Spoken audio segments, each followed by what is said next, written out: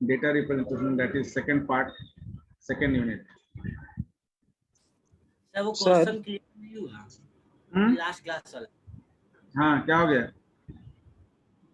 Last class वाला question clear नहीं हुआ अभी तक। यस सर, मेरा भी है सर। कंप्लीट नहीं किए हैं? नहीं सर। No sir. मैं नहीं भेजा सर। ओपन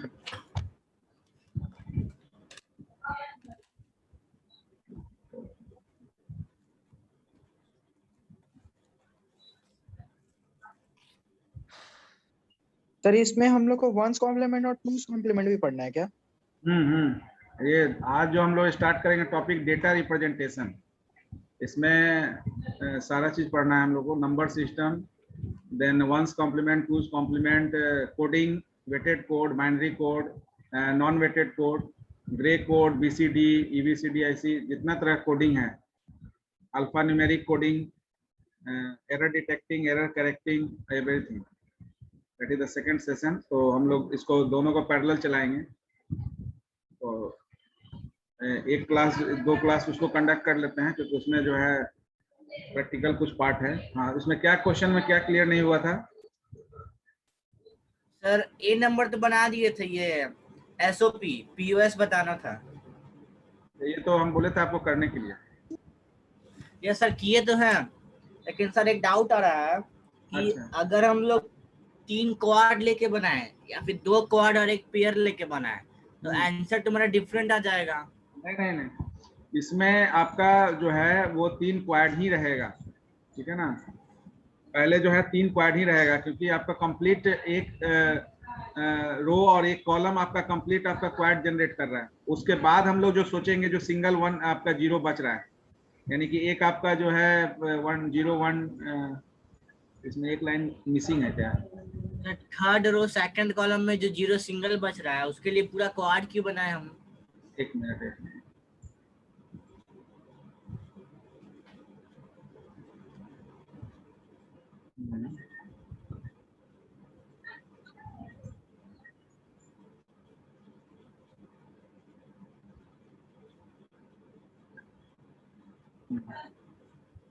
एक दो तीन चार। हाँ, पहले क्या है कि ये पूरा आपका ये जो है पूरा एक रो जो है वो क्वाड बन रहा है, और ये आपका पूरा एक कॉलम क्वाड बन रहा है। इसके बाद हम लोग जो है ये दोनों जीरो को हम लोग देखेंगे। तो ये दोनों जीरो जो है वो दोनों जीरो ओवरलैपिंग करके आपका जो है क्वाड बना रहा है। तो इसके बाद यहाँ से 2 और यहाँ से 2 आपका जो है क्वाड बनेगा, यानी कि 3 क्वाड ही बनाना है इसमें पेयर नहीं बनाना है। और दूसरा आप जो बोल रहे हैं कि वहां से अगर बना लेंगे तो एक पेयर बन जाएगा। तो एक पेयर अगर आप वहां पर अगर एक पेयर बनाएंगे तो उस केस में वहां एक पेयर नहीं ना, 2 पेयर ना बनाएंगे आप? Yes sir. तो 2 पेयर कौन सा? आप साइड वाला रो का बात कर रहे हैं क्या? First column. तो उस इसलिए अगर क्वाड आपका बन रहा है और इस ऑलरेडी ये क्वाड में है, तो अलग से पेयर 2 बनाने का अलग से एक पेयर बनाने का जरूरत नहीं है। तो यहाँ पर आपको वही जैसे बोल रहे थे, ये मेरा 1 हो गया पहला क्वाड। हाँ, ये मेरा दूसरा क्वाड हो गया। तो सर ये मेरा सिंगल 0 तो यहाँ पे बच गया है, ये सिंगल 0, इसके लिए हम एक पेयर बना देते हैं यहाँ पर। चलिए, आप फोल्डिंग मेथड, पहले हम लोग रो और कॉलम को वेटेज देंगे। रो और कॉलम जब बन गया है तो दोबारा से हम जो है उसको यहाँ पर क्वाड आपका जो है रो और कॉलम से क्वाड आपका कंप्लीटेड है। ओनली आपका जो है, हाँ, आप यही ना कहना चाह रहे हैं कि सिंगल एक 0 बच रहा है तो उससे एक पेयर बना लेंगे? यस सर, इस वाले के लिए। तो जिस तरह से आप लेंगे उसी हिसाब से आपका जो है वो सिंप्लीफिकेशन होगा, ठीक है ना। उसमें कोई ऐसा नहीं है। अगर एग्जाम में नंबर नहीं ना कटेगा अगर कोई बना दिए तो। आपको सिंप्लीफाई करना है एसओपी और पीओएस फॉर्म में, ठीक है ना। अगर आप मिनिमम नंबर ऑफ जो आपका कॉम्बिनेशन से बना रहे हैं तो वो भी सही है, ठीक है ना। यहाँ मैक्सिमम के रिगार्डिंग आपका जो है 3 क्वाड बन रहा है, और उस तरह से आपका 2 क्वाड बन रहा है और एक पेयर बन रहा है, यही ना? Yes sir.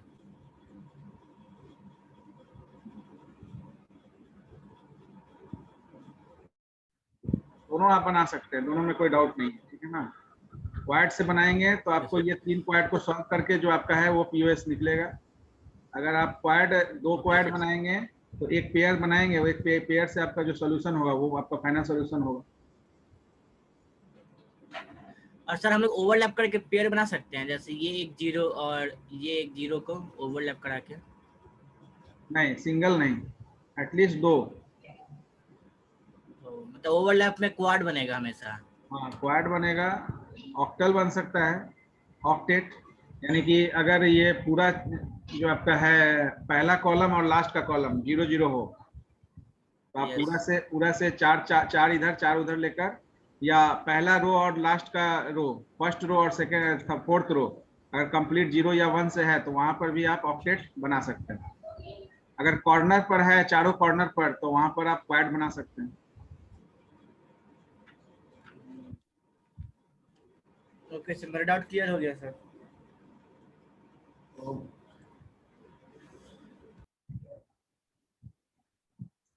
Today we discuss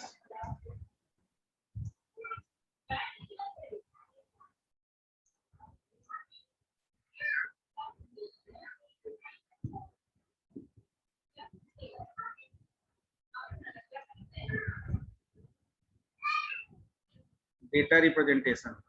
तो बेसिकली जो भी हम लोग डेटा डिस्कस करेंगे in digital system, we that data is represented in binary mode, and in binary mode or binary instructions, the digit used for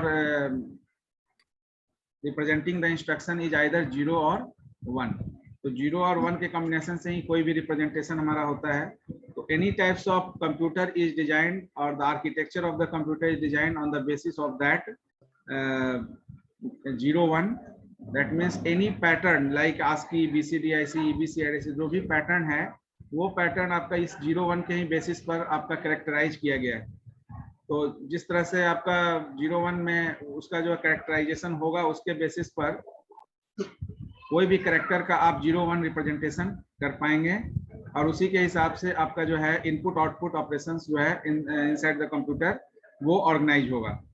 data representation में basically we discuss the number system, the coding pattern which is used to design the architecture of the computer, on the basis of which the encoding and decoding operation takes place। यानी कि कोई भी data को encode करना और फिर उसको decode करने का काम वो एक एक्चुअल कोडिंग पैटर्न पर डिपेंड करता है, और कोडिंग पैटर्न से ही हमारा डेटा इनकोड और डिकोड होता है।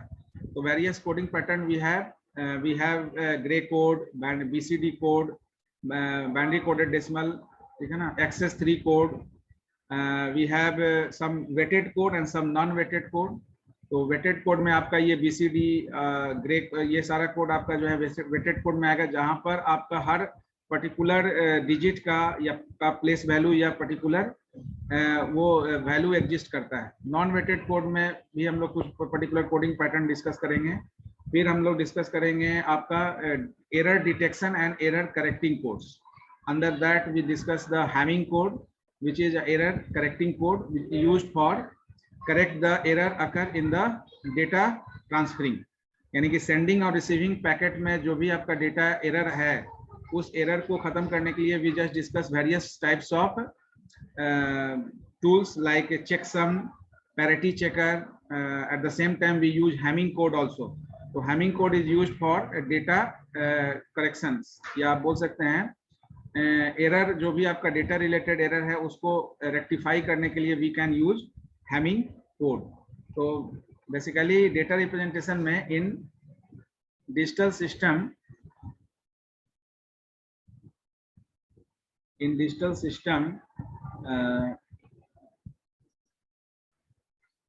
Digital circuits are design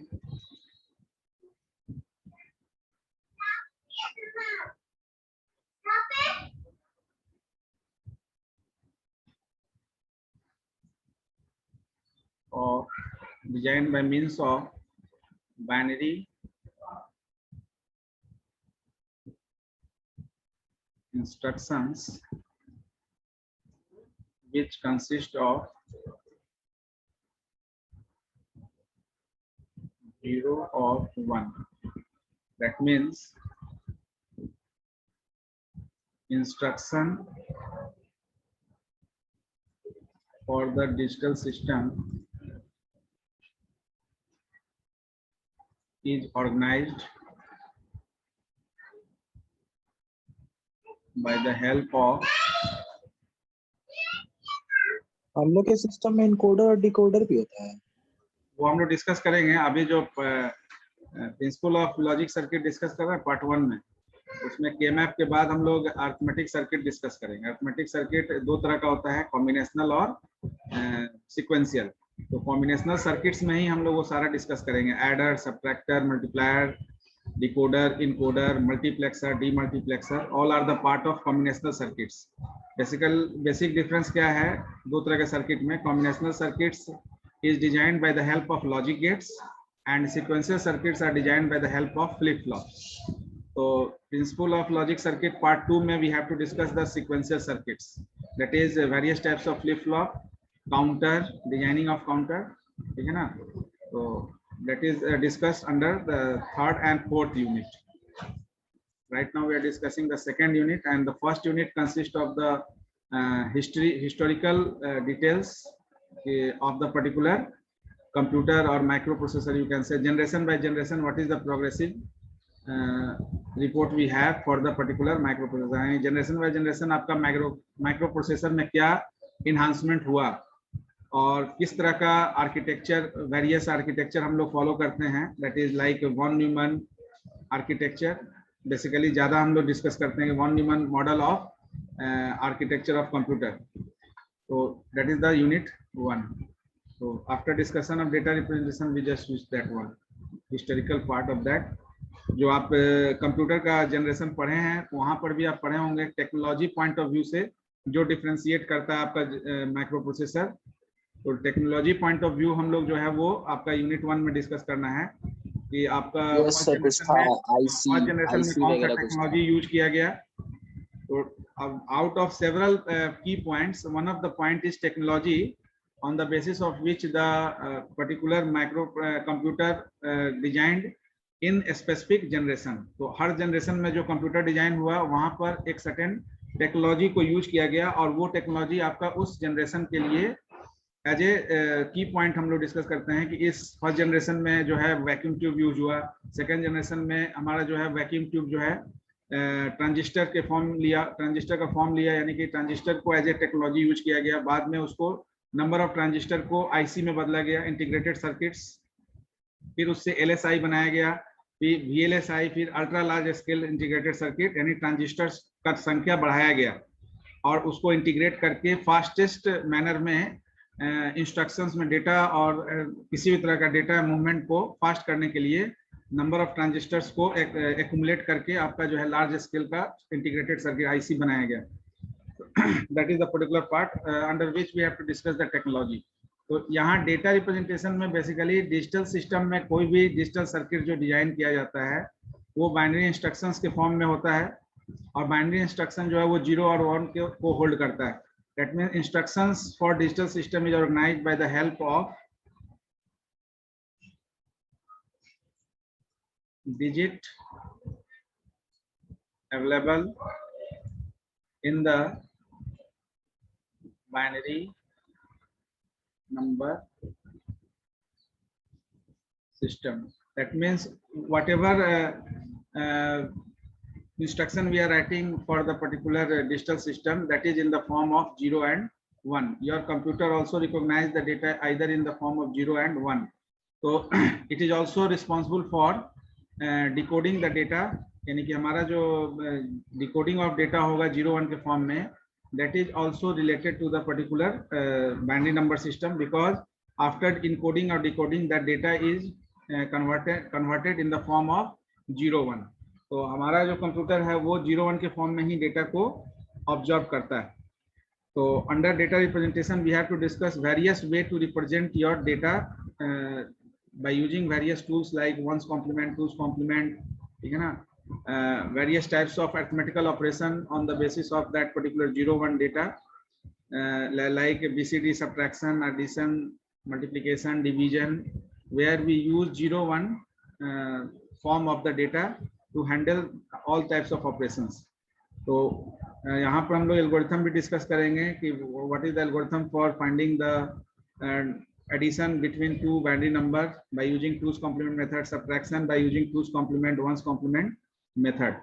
So first of all, today we'll discuss the number system, first section of the particular data representation, that is number system. So earlier we already have a concept of number system. Number system basically हमारा, हाँ, number system आप first sem में भी पढ़े होंगे. Number system already हम लोग जो है रियल लाइफ में अभी जो यूज कर रहे हैं डेसिमल नंबर सिस्टम. तो नंबर सिस्टम बेसिकली, हाँ, why we use number system, anyone?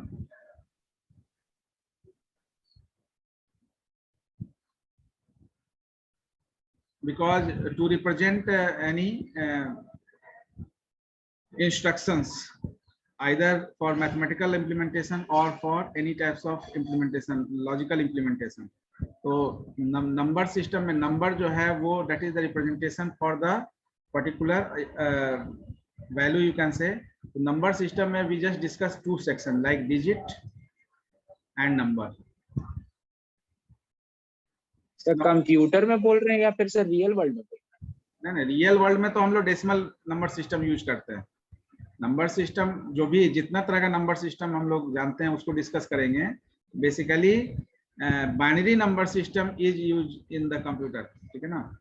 तो कोई भी नंबर सिस्टम जो आप यूज करते हैं उसमें बेसिक रोल क्या होता है, एक डिजिट एक नंबर, दो सेक्शन होता है. Digit is the individual representation, digit is the individual representation and number is the collective representation. चाहे वो किसी भी नंबर सिस्टम का आपका डिजिट हो, नंबर हो. तीसरा एक सेक्शन हम लोग डिस्कस करते हैं रेडिक्स और बेस. जो आपका कोई भी नंबर सिस्टम का ये जो रेडिक्स और बेस है वो क्या होता है, एनीवन? जैसे कि डेसिमल का 10 होता है, बाइनरी का 2 होता है, यही ना? तो ये बेस या रेडिक्स को अगर डिफाइन करना होगा तो कैसे करेंगे, एनीवन? नहीं पता सर. तो आप फर्स्ट ईयर सेम में पढ़े होंगे फंडामेंटल में. यानी कोई भी नंबर सिस्टम का बेस या रेडिक्स क्या होता है, it is the total number of digits और symbols, system, symbols or characters available in particular number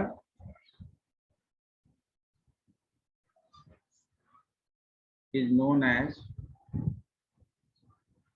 radix or base of that number system. तो कोई भी नंबर सिस्टम का रेडिक्स या बेस, अभी जैसे आप बोले डेसिमल का बेस 10 है, बाइनरी का बेस 2 है, ऑक्टल का बेस 8 है, हेक्साडेसिमल का बेस 16 है.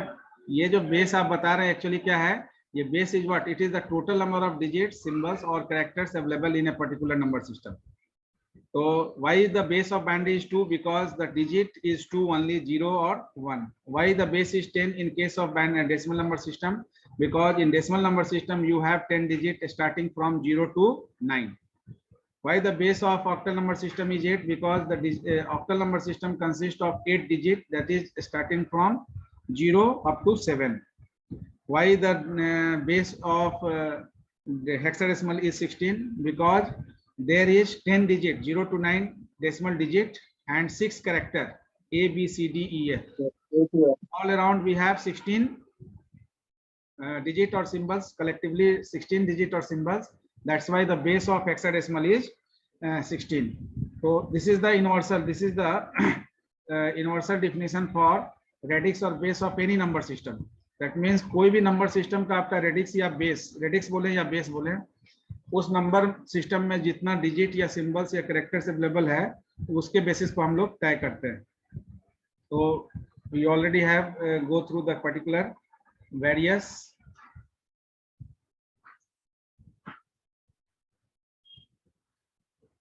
various types of number system, ये भी आप पढ़ चुके हैं पहले ही। तो various types of number system में basically we discuss only 4, that is decimal, binary, octal, hexadecimal. Now basically we discuss the characteristics of all number system, क्योंकि इसको हम लोग को ज़्यादा डिटेल्स में नहीं जाना है। We have to discuss it in brief. We have to focus basically on the coding part, that is the weighted code, non-weighted code, and the ones, tools, and various strategy followed to perform whose complementation method for subtraction, addition in that manner. तो decimal और जो भी number system है इसको जब हम लोग discuss करेंगे, we just discuss it on the basis of certain characteristics. Like in logic gates we discuss the 4 characteristics. So number system में भी we discuss specific digits. What is the digit available in that particular number system? That is the first characteristic. Second, what is the base or radix? So base or radix is totally depends on the particular digit or symbol available in that number system. So base क्या होगा वो? That is the second part. Third part we discuss if we generate any number, then how the number is spelled, how the number base is represented, and what are the various digits responsible for designing of that number. So earlier we discussed that कि आपका जो digit है वो individual representation है, number जो है वो collective representation है। तो किसी भी number system में जब number बनाएंगे तो उसमें number of digits को use किया जाएगा। तो number of digits को use करके हम collective एक number generate करेंगे, और जो digit है वो individual उसका representation होगा, individual identity होगा। Like decimal में 0 to 9 है तो हर digit का individual representation होगा। तो first decimal number system. Decimal number system में basically we discuss digit, that is the first characteristic. Digit, इसमें डिजिट क्या है? तो digit is 0 1 2 3 4 9। What is the base और रेडिक्स? क्योंकि 10 डिजिट है तो इसका बेस 10 होगा, और कोई भी नंबर इससे जो बनाएंगे वो नंबर इसी में से कोई डिजिट को यूज करके बनाएंगे। लाइक 4 5 6, तो बेस यहाँ दिखाएंगे। तो this one is the base, this one is the number, and how we spell this number 400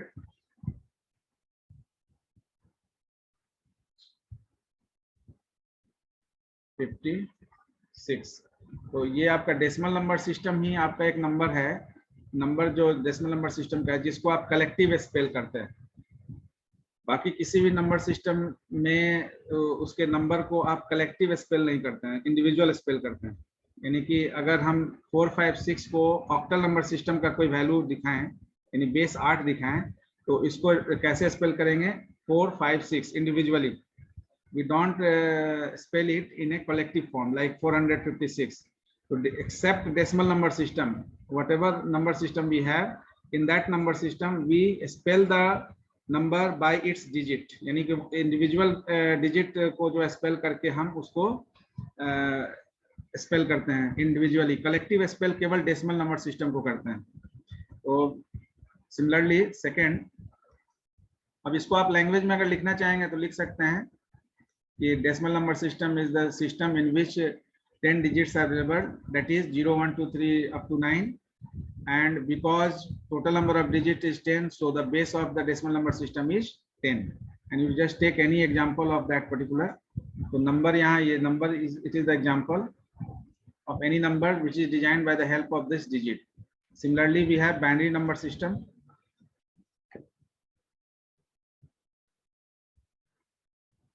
तो बाइनरी नंबर सिस्टम में भी जो नंबर आप बनाइएगा,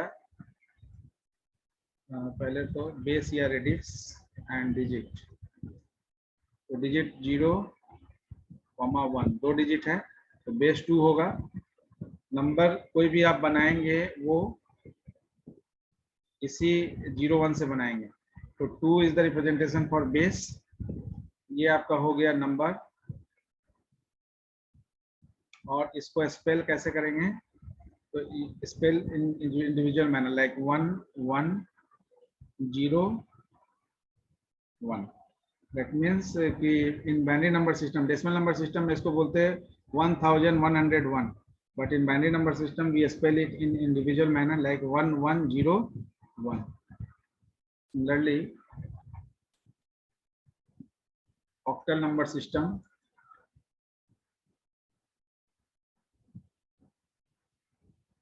we have digit 0 to 7. base 8,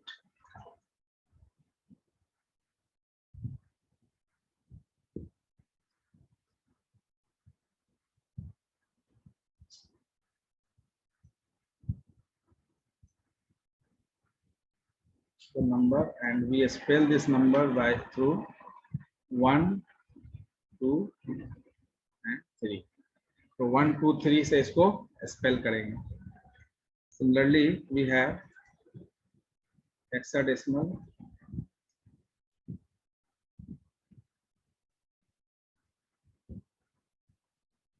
in hexadecimal number system also we have 0 1 2 3 4 5 7 8 9 and 6 character A B C D E F. So base is 16, total digit or symbol is 16, and number you can make any number like 4AB.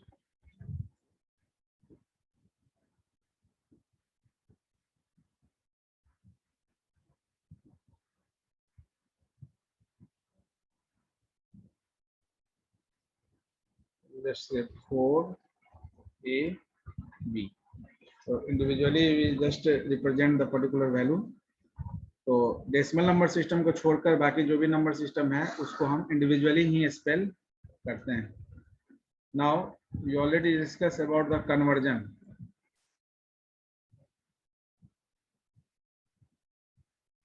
तो conversion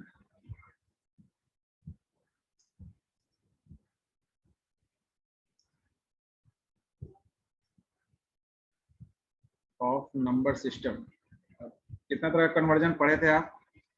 एक बार recall कर लेंगे। How many type of conversion, कितना तरह का?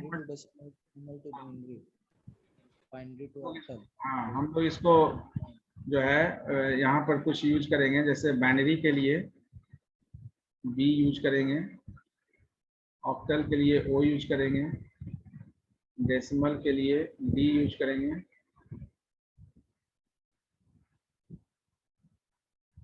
H use करेंगे। तो ये चूंकि रिवर्सिबल प्रोसेस है, तो बाइनरी से डेसिमल और डेसिमल से ऑक्टल, उसी तरह से बाइनरी से ऑक्टल, ऑक्टल से बाइनरी, बाइनरी टू हेक्साडेसिमल और hexadecimal to binary, then binary to octal, octal to binary, binary to hexadecimal, hexadecimal to binary, then finally we have octal to hexadecimal and hexadecimal to octal. So basically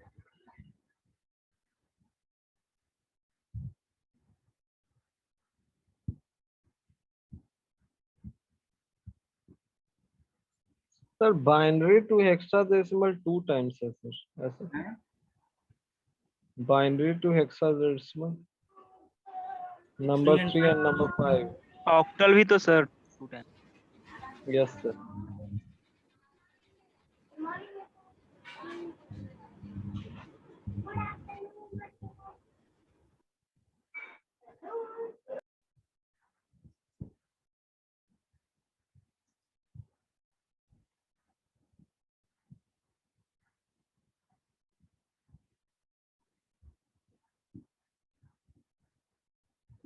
binary to octal, octal to binary, binary to hexadecimal, hexadecimal to octal. अब सही है ना?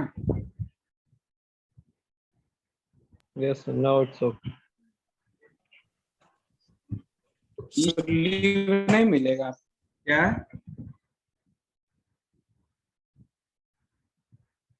Leave, देखिए अब इसको discuss करेंगे, पहले इसको डिस्कस कर लेते हैं।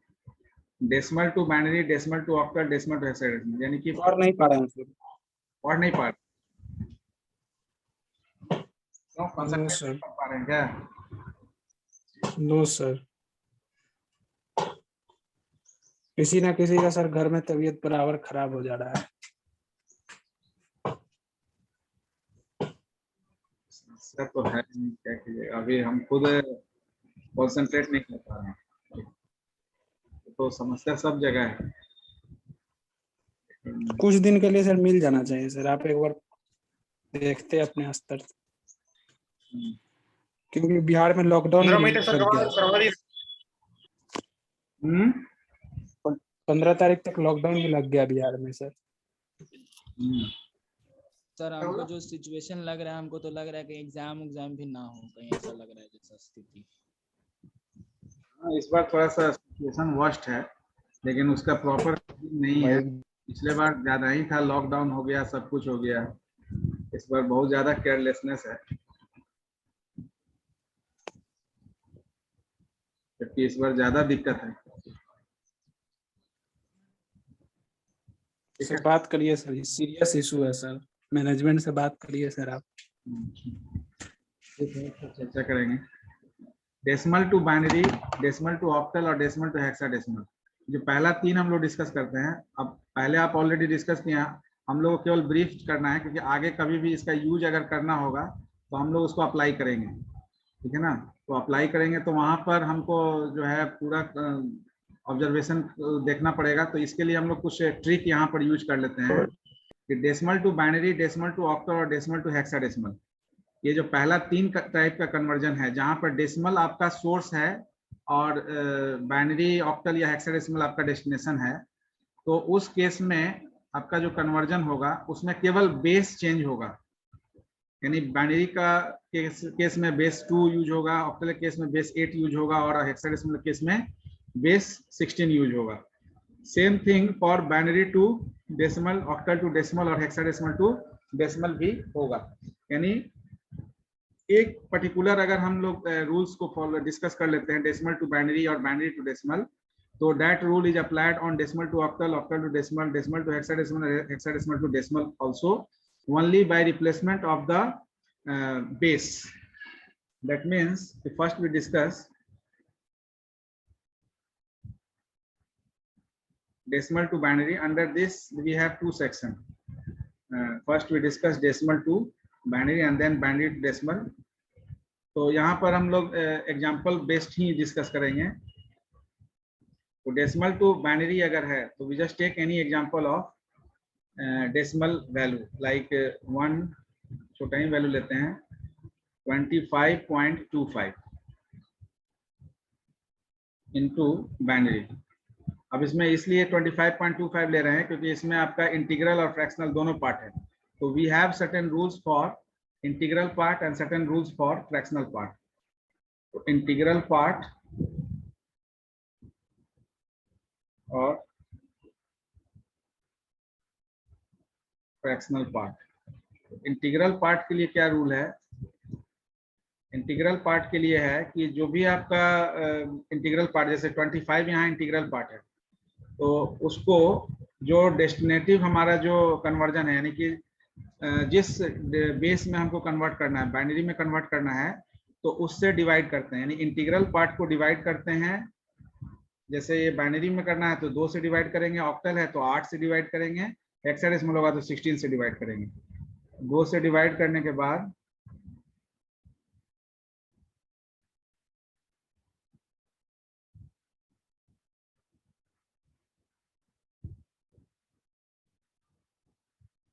यानी ये आपका इंटीग्रल पार्ट से 11001 इंटीग्रल पार्ट का रिजल्ट आ गया।